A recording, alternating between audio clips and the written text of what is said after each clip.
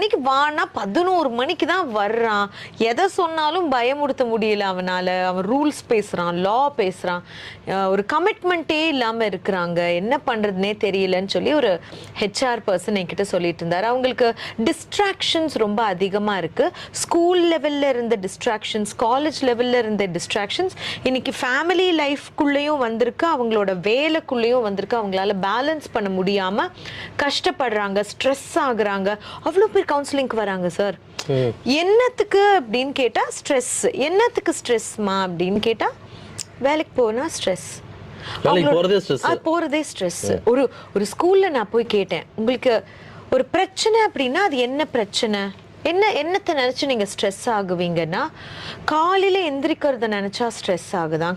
ஒரு பொண்ணு என்கிட்ட எந்திரிச்சு சொல்லுது கூட்டத்துல, காலையில எந்திரிச்சு பல்லு விளக்குறது நினைச்சாலே ஒரு ஸ்ட்ரெஸ் ஆகுது. வளர்த்துருக்காங்க.